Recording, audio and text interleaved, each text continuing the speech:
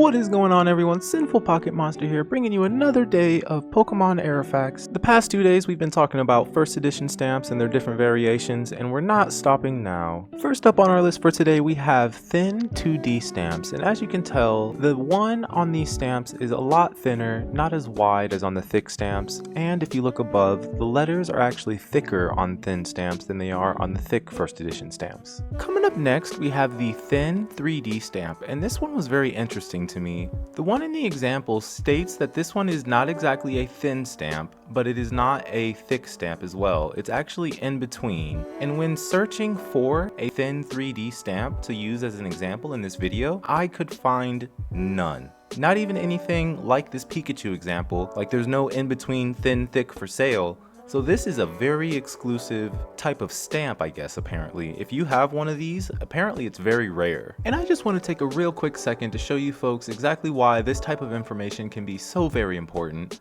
So I was actually looking for a thin 3D stamp on eBay, and I noticed this listing here that sold for $8.97 with 7 bids, saying that this is a first edition thin stamp in mint condition. And upon looking, folks, we can see this card isn't near mint.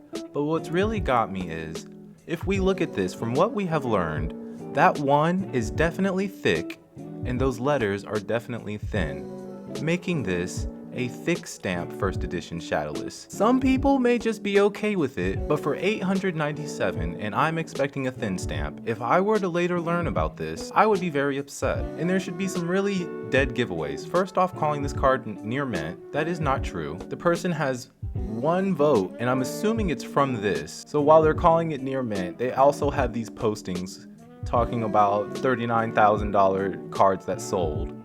Back of the card is definitely not near mint. It is definitely good to know what you're looking at. It's good to have your knowledge, because this could actually be a very big problem for someone in the future. Coming up last on our list, we have the thin gray stamps, and when talking about thin gray stamps for first edition base set, this only applies to holo cards. This stamp variation has been found in other sets. An example of that would be my French first edition that has a thin gray stamp on it. One thing you want to be sure for when doing this with other sets is do not confuse it with a smudged thin stamp. An example of that I have would be my first edition Eevee from Team Rocket. Let's be honest, we all know I'm showing off, but I get to show better quality examples when I take my own photos. Unlike a thick gray stamp that is missing a lot of black ink and is very noticeable, a thin gray stamp is truly believed to be an error due to low black ink during the printing process, making these much harder to find. Thank you so much for watching.